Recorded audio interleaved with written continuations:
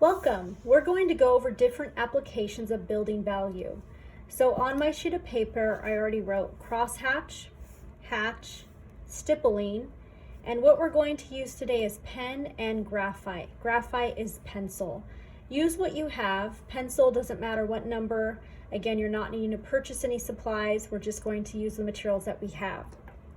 So first of all, let's go ahead and dive into working with pen. So anytime I work with pen, I always start out with graphite first because it's super forgiving and I can erase easily if necessary. So let's go ahead and make a sphere. I'm going to make a small sphere.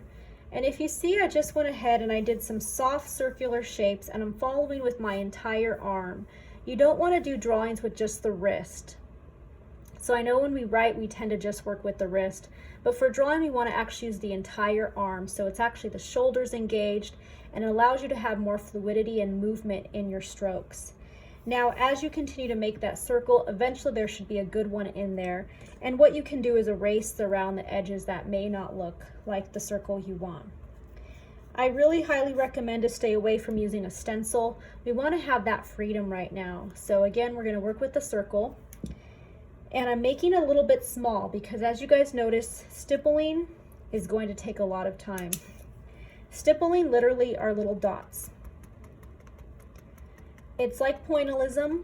Pointillism is where you work with individual colors, and that's more frequently used with paint or with a colored pencil or something along those lines. Stippling is going to be working today with pen, and we're going to make dots for that. So I'm going to make up where my light source is. We're going to pretend that this is lit one dramatic light source, and I'm going to pretend this is my light source. So LS means light source. We're going to imagine the light is hitting this area here, and then on the back side will be a shadow naturally, right? Again, we're going from the mind for this exercise. Now, typically, if we want to do contour line, I'm going to write contour line here. Contour line is how it describes the light. So you can have thin and thick outline without even adding any value to it. So what I'm going to do is I'm going to have a thick line on my back area here of the sphere. Then I'm going to have the line thinner, almost like it disappears. So let's go ahead and do that together. I'm going to go ahead and make a darker line.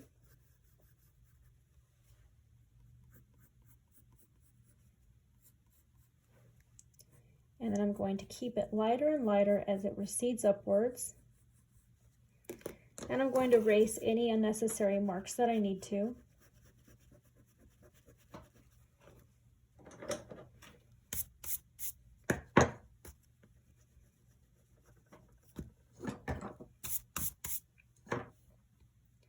Okay, and then what I could do is I can have a light hand and just erase. I know we're not required to have a kneaded eraser, so please don't think that. But I'm going to soften my kneaded eraser, soften the line. So now I literally have a darker line, a little bit lighter here. And then I have a thinner line to almost like a line doesn't exist. So right now that gives an illusion of a strong light source. So again, it's a thicker outline and it gets thinner as it recedes in to the light. Okay, so contour line. For stippling, what you will do is you will do several little dots, which in this case, we will just start the process a little bit. I am using a gel pen right now for that. The lines that are closer together are going to give an illusion that they are darker, and you can even make them a little bit bigger. And as they recede over to the other edge, they're going to get lighter and further apart. And that'll give an illusion of a lighter value.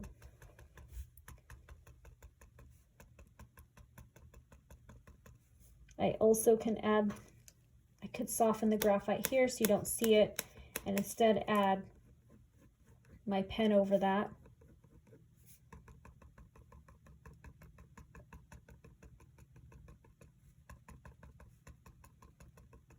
And this again is stippling.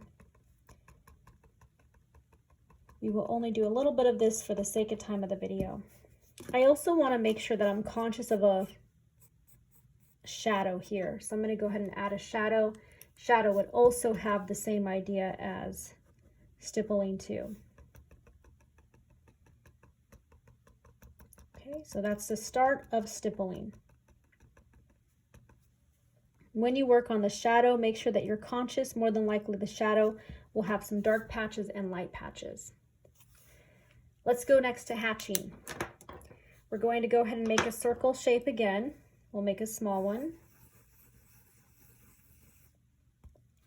And then hatching is literally lines, oh, excuse me, that's cross hatching. Hatching is lines that just go parallel to one another. Getting ahead of myself, you guys. So they could be straight, they could be diagonal, they could be horizontal, but again, they are going to be parallel to one another. The closer, the darker they are, is going to give the illusion there's darkness, and the further apart gives an illusion that they are lighter. So you have this value scale already. You can kind of see that miniature version of that. In this case, we're going to actually follow the shape of the object. So we're going to imagine that the pencil's following the sphere.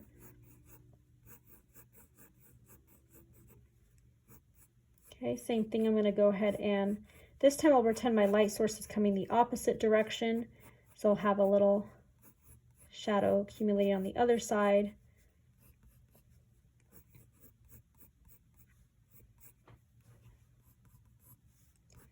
And as I build out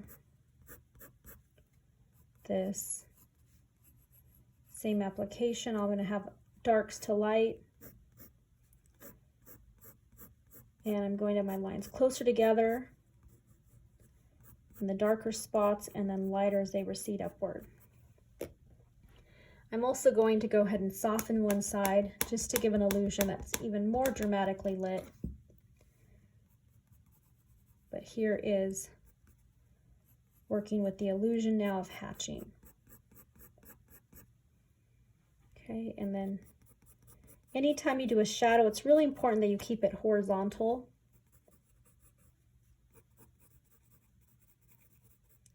So it gives that illusion. And then I'm going to darken this sphere a little bit more just so I don't lose the shadow. The shadow doesn't get lost inside of the object.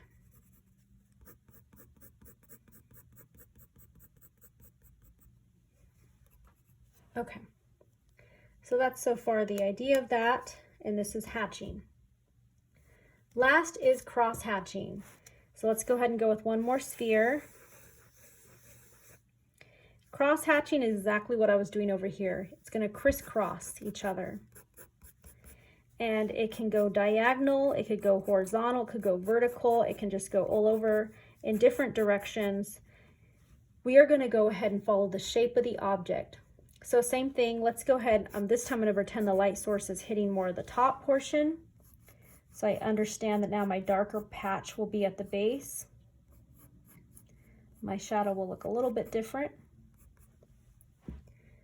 Okay, and then right now I'm using a 4B, so it's a little bit darker, but I'm going to go ahead now and imagine my object is following the shape of the, imagine my pencil is following the shape of the object.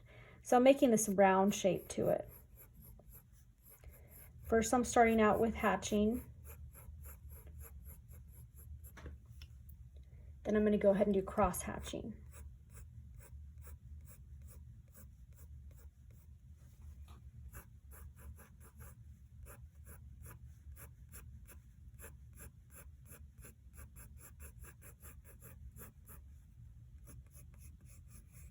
And then again, I can start making darker lines. So the darker and closer together they are, the illusion it's going to give that there is more dimension.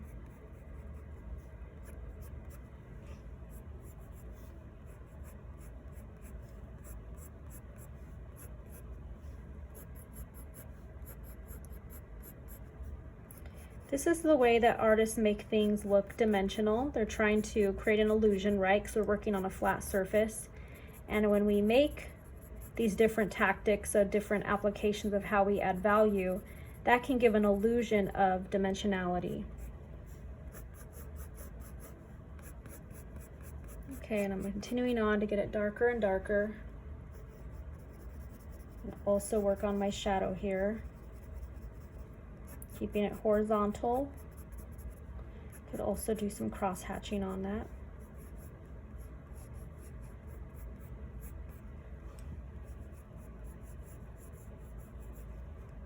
Okay, and this could be worked on more, but I'm going to go ahead and stop just because of time. And I could soften it if I need to, the top, just to really give that illusion, and then continue to work on that if necessary. Okay, so we have cross hatching, hatching, stippling, and that is some applications of how you can build dimension. Now, please know these are only 3 common ones. There's so much more you can go with. You can make up your own ways of how you build values, especially if you're working with texture, implied texture, but this is just a good foundation. Thank you.